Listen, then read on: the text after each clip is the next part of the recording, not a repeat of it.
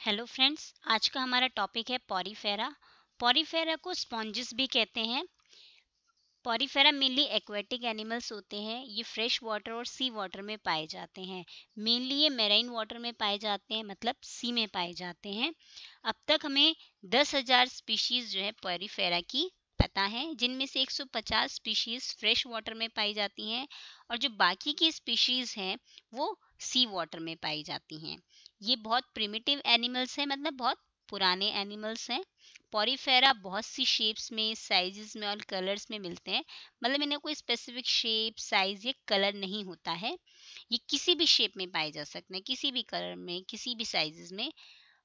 ये multi cellular organism होते हैं, लेकिन इनके अंदर कोई भी टिश्यू या फिर ऑर्गेन सिस्टम डेवलप नहीं हुआ होता है।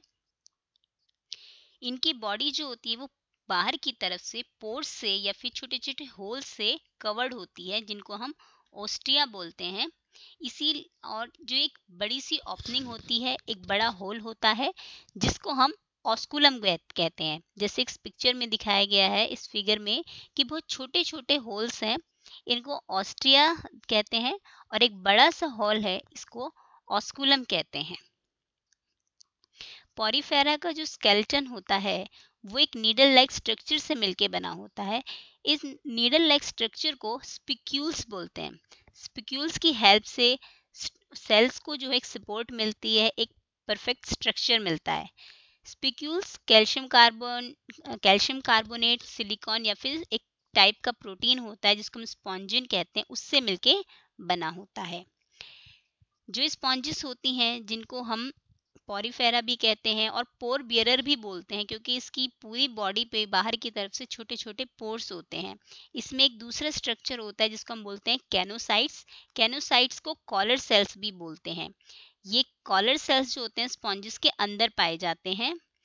इनको न्यूट्रिटिव सेल्स बोलते हैं, क्योंकि ये स्पॉन्जिस को फूड प्रोवाइड करने में हेल्प करते हैं और स्पॉन्जिस के अंदर जो वेस्ट मटेरियल होता है वो इसको रिमूव करते हैं। देखिए, ये कॉलर सेल का स्ट्रक्चर है। इसमें ये नीचे जो है ब्लू कलर की इसकी सेल बॉडी होती है और एक फनल शेप का कॉलर बना हुआ होता है, इसीलिए इसको कॉलर सेल बोलते हैं। उसके अंदर जो होते एक फ्लैजुलम दिखाया गया है। ये जो फ्लैजुलम होता है ये आगे पीछे मूव करता है। जब ये वाटर के अंदर मूव करता है तो वाटर जो है स्पॉन्जिस के अंदर जाने लगता है। जब और वाटर के साथ साथ स्पॉन्जिस को ऑक्सीजन और न्यूट्रिएंट्स भी मिलते हैं और इस फ्लैजुलम की हेल्प से जो कार्बन डाइऑक्साइड स्पॉन्जिस के अंदर होती है वो बाहर आ जाती है। तो कॉलर सेल्स जो होता है वो दो फंक्शन देता है, एक तो फूड और वेस्टेज को रिमूव करने में हेल्प करता है।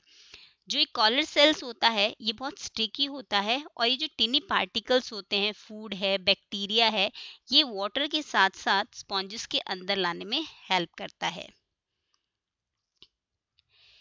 स्पॉन्जेस जो होते हैं वो सेसाइल होते हैं। सेसाइल का मतलब होता है नॉन मोटाइल होते हैं। ये एक सरफेस से जाके स्टिक हो जाते हैं। ये एसिलियम होते हैं।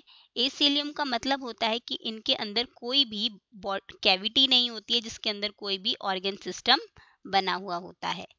स्पॉन्जेस के अंदर कोई सिमेट्री नहीं होती है। ये अनस्पेशलाइज्ड सेल होते हैं। स्पॉन्जिस के अंदर कोई नर्वस सिस्टम, डाइजेस्टिव सिस्टम या फिर कोई सर्कुलेटरी सिस्टम नहीं होता है। ये डिप्लोब्लास्टिक होते हैं। डिप्लोब्लास्टिक होने का मतलब है कि इनके अंदर सेल्स के बीच में दो लेयर्स होती हैं और इन दो लेयर्स के बीच में एक जेलेटिनस मैट्रिक्स भरा हुआ होता है। इस जेलेटिनस मैट्रिक्स को मीजोहाइल बोलते हैं।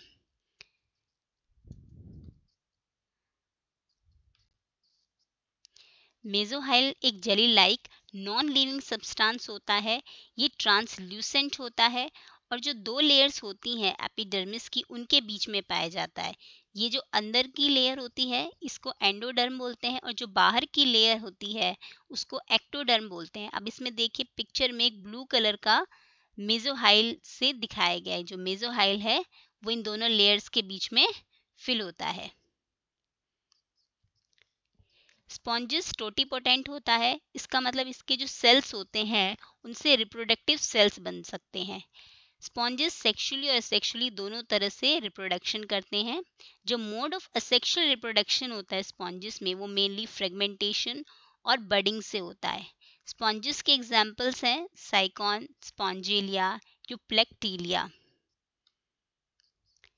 सेक्सुअल रिप्रोडक्शन जो होती है स्पॉन्जेस में, वो इंटरनली होती है। इसमें क्या होता है, जो मेल जो होता है, मेल एडल्ट स्पॉन्ज जो होता है, वो स्पर्म सेल्स को वाटर में रिलीज करता है। ये स्पर्म सेल्स जो होते हैं, दूसरी जो फीमेल स्पॉन्ज होती है, वो उसमें जो फ्लैजिला होता है उसकी हेल्प से स्पॉन्जेस के अंदर चला जाता है वो स्पर्म, और स्पर्म की फीमेल स्पॉन्ज के अंदर जाके फर्टिलाइजेशन होती है, जिससे कि फर्टिलाइज्ड एग सेल्स बनते हैं। फर्टिलाइजेशन होने के बाद ये एग सेल्स जो होते हैं वो लार्वा में कन्वर्ट हो जाते हैं। लार्वा से जब बनने के बाद ये वाटर की हेल्प से ये फीमेल स्पॉन्ज से दूर चले जाते हैं, और ये लार्वा जो होते हैं एक हार्ड सरफेस पे जाके, सी बॉटम की या किसी भी वाटर की हार्ड सरफेस पे जाके सेटल हो जाते हैं, और फिर बाद में ये एक एडल्ट स्पॉन्ज में जाके कन्वर्ट हो जाते हैं। तो ये है सेक्सुअल रिप्रोडक्शन का, जिसमें एक मेल स्पॉन्ज जो होता है स्पर्म सेल्स को रिलीज करता है, और ये स्पर्म सेल्स जो होते हैं एक फीमेल जो स्पॉन्ज होते हैं उसमें फ्लैजिला की हेल्प से अंदर चले जाते हैं, और जाके उसमें एक फर्टिलाइजेशन होती है, लार्वा डेवलप होता है। फिर ये लार्वा जो है वाटर करंट की हेल्प से एक दूसरी हार्ड सरफेस पे वाटर के अंदर जाके सेट हो जाता है, और फिर वहाँ पे वो एक एडल्ट में डेवलप हो जाता है। Thank you.